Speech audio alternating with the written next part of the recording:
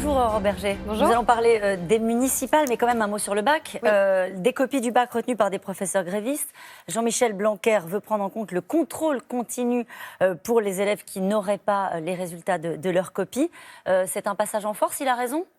Il a raison parce qu'on est dans une situation qui est quand même assez incompréhensible, c'est-à-dire qu'on est des enseignants qui sont là pour évaluer, pour accompagner les élèves et qui fassent de la rétention de copies. J'imagine l'anxiété des parents, l'anxiété des élèves. Ils auront leurs notes et leurs résultats du bac demain. Le ministre s'y est engagé, c'est essentiel. Et donc, face à une situation exceptionnelle, il faut prendre des mesures qui sont nécessaires. Et donc, en l'occurrence, ce sera la moyenne des notes lors du contrôle continu. Ce qui arrive normalement aussi quand parfois vous avez des copies qui sont perdues.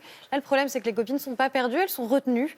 J'espère que les professeurs, les enseignants qui ont préparé leurs élèves au baccalauréat, reviendront à la raison sur le sujet parce qu'ils sont là pour la réussite des enfants de ce pays et je pense qu'ils doivent pouvoir y concourir. Les enseignants grévistes disent le ministre ne nous écoute pas, donc on est obligé d'en arriver là.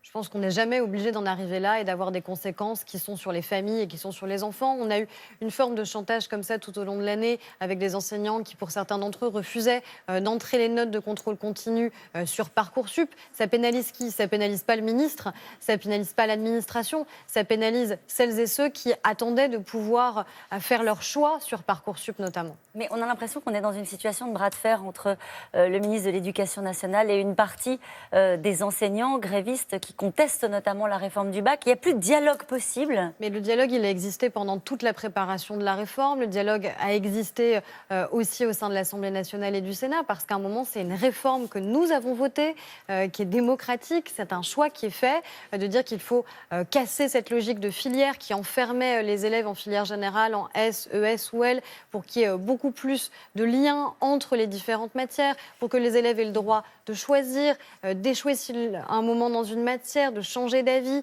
Et je pense qu'il y a beaucoup d'élèves qui attendaient justement qu'on ouvre les choses. C'est une réforme qui est attendue. C'est une réforme qui, pour réussir, doit faire confiance aussi à nos élèves, aux familles et avoir des enseignants qui accompagnent et non pas qui font en sorte que cette réforme ne puisse pas réussir. Alors, ça paraît peut-être lointain pour les gens qui vous regardent ce matin. Pourtant, vous êtes en train de préparer les municipales. Et ce n'est pas toujours simple, notamment à Paris. Mounir Majoubi a rallié la candidature de Cédric Villani. Est-ce que vous pensez que le meilleur candidat à Paris, c'est celui qui rassemble ? Je pense que le meilleur candidat, il y en a plusieurs déjà qui sont candidats, et plusieurs candidates aussi. Moi, j'ai soutenu depuis le début la candidature de Benjamin Griveaux, justement parce qu'il rassemble. Il rassemble les conseillers de Paris, il rassemble les conseillers d'arrondissement, il rassemble les parlementaires, il rassemble les Parisiens. Et moi, je crois que c'est celui qui a à la fois le plus envie de gagner Paris et d'avoir un projet rassembleur pour Paris.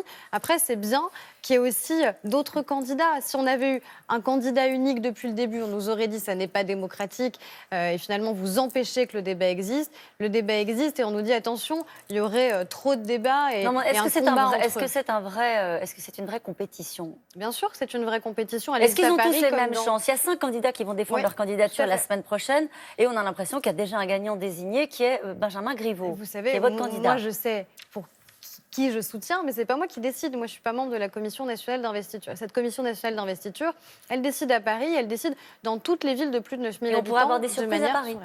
Mais c'est elle qui est statutairement et qui est souveraine en la matière.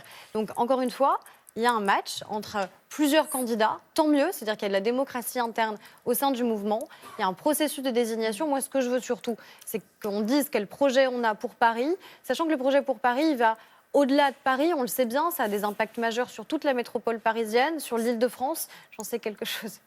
Mais vous nous expliquez et vous confirmez ce matin que les 5 candidats qui vont défendre leur candidature pour Paris la semaine prochaine ont tous les mêmes chances. Mais évidemment. D'accord. Non, mais parce que certains en doutent. Donc maintenant, vous le redites. Certains en doutent parce que peut-être que certains aiment tendre les choses. Il n'y a pas de raison. Il faut à un moment rester extrêmement calme sur ces processus de désignation. Alors, il y en a un qui, pardonnez-moi, je vous ai coupé, il y en a un qui aime tendre les choses. Peut-être c'est le Premier ministre. Il a lancé un avertissement en direction de La République En Marche en soulignant la nécessité de ne pas investir des candidats de La République En Marche quand un maire, notamment un maire LR, a fait un pas vers la majorité. Que pensez-vous de cette mise en garde du Premier ministre? Alors, moi, je n'ai pas entendu le Premier ministre faire cette mise en Elle garde. a été faite à huis clos, mais vous n'étiez pas si loin. Vous savez qu'il y a eu ce moment de tension. Qu'est-ce qui se passe? On a un certain nombre de maires qui ont signé ici une tribune, qui ont appelé à soutenir le président de la République, et c'est tant mieux. C'est-à-dire qu'on a des gens qui sont au plus près, au contact même des citoyens, et qui disent, voilà, moi j'adhère au projet qui est celui du président de la République. Il y en a qui le font avec beaucoup de sincérité, il y en a qui sont engagés depuis longtemps, il y en a qui sont peut-être un peu moins sincères dans cette démarche et qui ont peut-être regardé de près le résultat des européennes. On peut peut-être penser aussi que certains font un peu de politique en fonction des différents résultats. C'est le cas à Bordeaux, par exemple? Moi, je pense qu'il faut regarder au cas par cas. À Bordeaux, on a un excellent candidat, il s'appelle Thomas Cazenave. Il a été investi La République En Marche et j'espère qu'il pourra être le prochain maire de Bordeaux. En tout cas, on va tout faire pour. Il a le soutien de tous les parlementaires. Qui pensait du coup qu'Alain Juppé avait suffisamment fait pour votre famille politique pour qu'il n'y ait pas de candidat à la reine. Il n'y a personne qui peut se revendiquer comme étant le dauphin d'Alain Juppé ou le successeur désigné d'Alain Juppé. Alain Juppé est un grand maire de Bordeaux et il a dit lui-même, quand il a fait le choix de quitter Bordeaux pour rentrer au Conseil constitutionnel, que justement, il n'avait pas d'héritier, que ce n'était pas comme ça que les choses se passaient en politique. Et donc, il y aura une élection municipale, et là, c'est les Bordelais qui décideront. Mais la fidélité, la loyauté envers le président de la République, ça ne compte pas dans ces décisions qui sont prises par la République En Marche? Mais il y a plein de critères qui comptent. Il y a la pertinence du projet que vous défendez au moment des élections municipales, il y a la manière avec laquelle vous avez dirigé votre ville, il y a évidemment la proximité des valeurs avec le président de la République, avec le projet qu'on porte. Alors un exemple à Lyon. De multiples critères. Parce que c'est compliqué de prendre en compte tous ces critères. À Lyon, c'est le président qui va trancher entre Gérard Collomb, qui est quand même un des